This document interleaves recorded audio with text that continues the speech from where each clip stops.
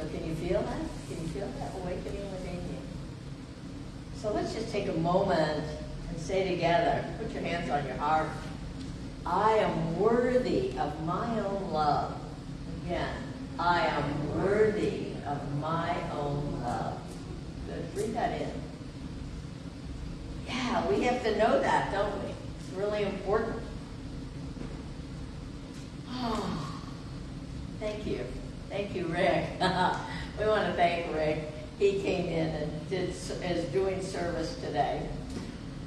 And Jess back there. They're working together. It's really good. So my talk title today is The Song of Life. So also remember we have gold nuggets. So there's something in this talk today that's going to wake up in you a greater idea, a greater belief about yourself. Yes? Yes. Okay. And at the end, we talk about the gold nuggets, so we share it with each other. And those of you on Facebook land, you know what to do. So we can feel that song, can't we? I am worthy of my own love. If we don't feel worthy of our own love, then we're missing the point of what this life is all about. So today, I'm going to invite you to ask yourself the question, am I willing to sing the song of life into my everyday living experience? Yes. Yes. I hope so. Because the song of life is exactly not only what is alive within us, but it is that impress, that movement forward that keeps us moving into a greater expression of ourselves. Yes? Yes. So I'm worthy of my own love needs to be, in my opinion, our daily starting point. Today, we ask the question, am I willing to believe in myself? Are you willing to believe in yourself? Yes. Are you, oh good, thank you. And are you willing to center yourself in your faith? Yes. Great. See, I believe the new year asks this of us. Asks each one of us to commit to a new beginning. In choosing who we are and choosing who we're going to be in this new coming year. What beliefs are you willing to commit to in 2023? Are you willing to take Reverend Suzanne's class? That class is a really good class. It's on spiritual practices. Right, Reverend Suzanne? This thing called Yeah. So the question is, what are you willing to open up to receive that is new for you, that is, up until now, beyond what you have done previously? This new year has brought into focus for me a lot of world challenges. Anybody else seeing that? And personal events that I had absolutely prepared for and I was counting on, they were canceled due to the weather and unforeseen circumstances. Anybody else had this? Life for me in the beginning of this year felt like it was imploding. Anyone feel that? Yeah. Yeah, I did. Or was it just me? We hear in Science of Mind there's a power for good and I can use it. I thought I was being called to put together a talk, Song of Life, seemed overwhelming for me because I have never had the beginning of a year that things just started changing and shifting. Yikes. Can you relate? Yeah. And then I remembered, I'm spiritual leader. Yeah. See, Julie, she does this every once in a while. She comes up to me like this, and I go, okay, I'm supposed to be spiritual leader. We're all called to move into a greater way, and I certainly was the first week of this new year. So I went to my favorite place, my bookcase. Because I know, and I've been in this long enough to know that there is a greater truth beyond what I was experiencing. Got it? Yeah. Yeah. There always is a greater truth. Change your thinking, change your life. This is what we believe. And I realized I had my focus more on my problems than on a solution. Anybody ever do that? No, Yes. not this group, right? And I was telling the universe all about my problems. Anybody do that? Yes. More than I was opening to the guidance to deepen my faith. Then I read, we attract what we're thinking most about. Now hear that. We attract what we're thinking most about. The spiritual leader had gone on vacation. My thinking was all jumbled up. And I'm saying this to you because I want you to understand that this is normal to have so many circumstances and situations in our life that we go, what has happened? And when this happens, we literally tell the universe that we like problems. Hear that? We literally tell the universe we like problems. And it's important to stop and ask ourselves, what am I serving up today? What am I believing in? Where have I put my attention? Because where we put our attention grows, doesn't it? Yeah. When we bless the rose bush, we get really great roses. When we bless the problems, we get really great problems. We need to remember to stop and ask ourselves the question. Then I found this book. I love how Spirit guides me to exactly what is needed. And I have not read this book before, and it was sitting in my bookcase, like many others. The Concentric Perspective, and it's by Eric Butterworth. And above his name it says, what's in it for me? So I opened this book, and I started reading. And here's some of the highlights of what I got. Truth is, and you know where I was when I picked up this book, yes? Yes. I was focused on the problems. Truth is within, not something to search for, but something to awaken to and release. Truth is at the center of you, the mystical point where God becomes you, a point of changeless oneness. You exist, which means stand forth. You are the activity of God expressing or pressing out into visibility as you.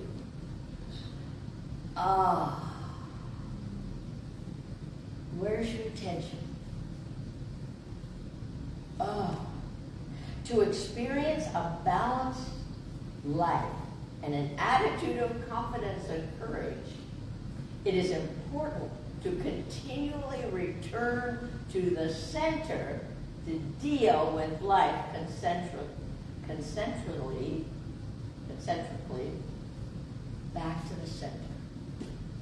I was no more centered than what? I wasn't there. We have to come back.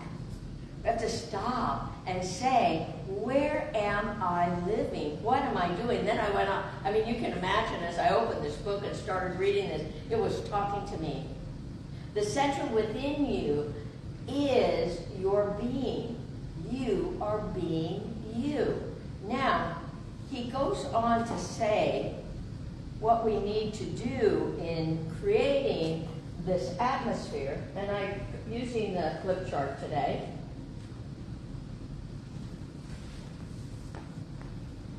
And it's very interesting to me when he started talking about concentric and being connected. And I hope you can see this as the beingness of us, which is the Creator. And when we think about this, it's the Father within that doeth the work. that we all come from the expression of the infinite, whether you call that God, Spirit, that there is a greater life than we are, and that's why the being is capitalized, the Creator. And it comes together, and it creates who we each individually are. Does that make sense? Yes. However, notice that we are always connected. We are never separate. Many times we come into this life experience and we feel left out, we feel separate. We feel like we have been thrown into a strange place. Yes? Anybody else? I hope so. No, just me. Okay. So, the importance of this and the concentric circles that keep bringing us together, that bring us into a place of unity and harmony with and for and from our Creator, never separate from it. I think this is something that's really important for each one of us to remember, that this is our divine connection. No matter what we're thinking, no matter where we've gone, no matter what our beliefs are, we are always connected. Yes? Yes. Good. So the theme this month is root and reboot. And I think that's really important in this whole talk and scheme of things, because we want to root ourselves in love, joy, trust, and worthiness. And that's up to each one of us to plant those seeds of love, joy, trust, and worthiness. And then we have to reboot ourselves. That's exactly what I needed this first week of the new year. I had to reboot myself into the truth that I teach. Yes? Yes. Look in the mirror and talk to yourself. It happens, you guys. So I want you to know that even though you think that Reverend Suzanne and I are brilliant, and Reverend John, we all go through the same experiences. Yes? Yes. Amen. Thank you. Okay, so we want to reboot ourselves in spirit. We want to reboot ourselves in our connection, knowing that no matter what's going on in our life, we have not been dumped here. We have not been left by some undescribable presence. It's not possible. We're always connected. We come from the one, and we return to the one. Yes? Yes. Good. Thank you. Thank you. Amen. Okay, so this book goes on. Let me tell you, I knew Spirit was talking to me. There is one fundamental that I feel you should call to mind often. You always have a choice. Oh.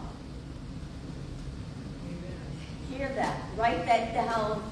You always have a choice. I didn't think I did at the beginning of the week.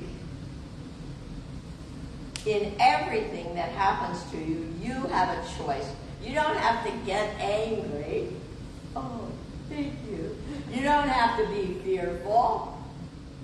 You don't have to become jealous. You have a choice.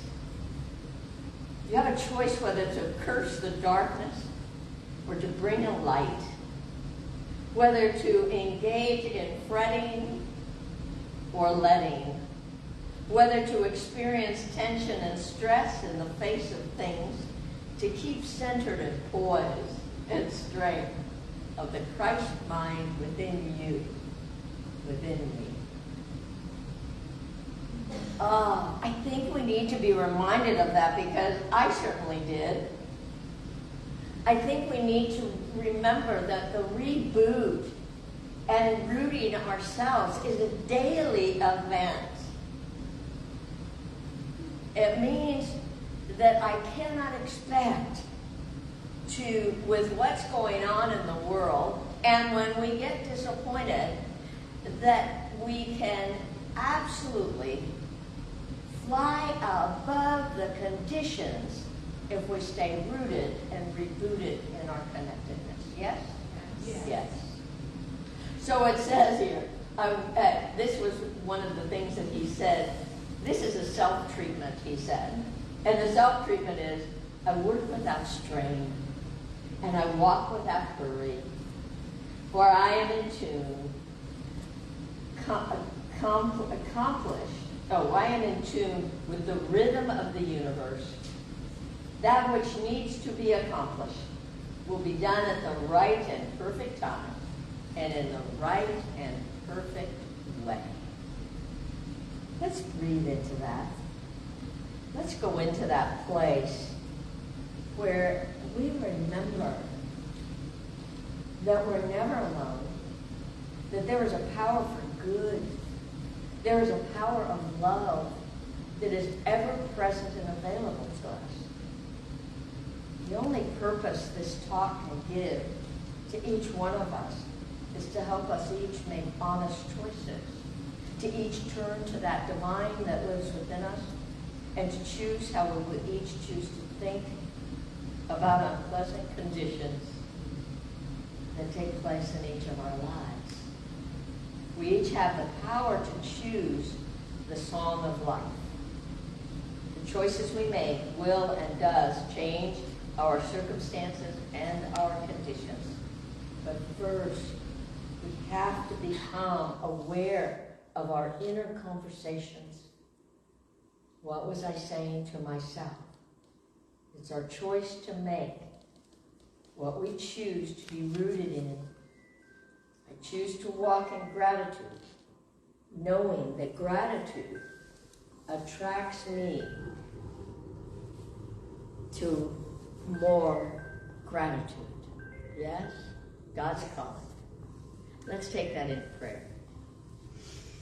So we just take this power, this presence, this glory that we have created here together, that we have reminded ourselves that we are never alone, that we are connected to the one power and the one presence and the allness and the isness of pure spirit. Whether you call it God, the infinite, the divine, the beloved, it is here, it is now, and it is the life that unifies and is the unit of connectedness within each and every one of us. We live in the light and the love and the glory of pure spirit. This is what I know to be true. I know that where there is a need for a healing, I call forth that miracle-working power of God to restore, to refresh, to renew each and every one of us, and to remind us that it is the seeds that we plant that becomes the harvest of our life and our experience and our expression. So we recognize that everything always works out for each and every one of us, even in the difficult times, because there is a power that was ever present, ever available to encourage, to energize, to lift us up. It is ours to open the door to that power, to stay available and receptive, all the good that is desiring to take place for and about each and every one of us. I give thanks in advance. I release this, my powerful word, into the ever-living, loving law of God that always says yes, returning to and through each and every one of us, multiplied and magnified. This is what I know to be true. And together we say, and so it is. Amen.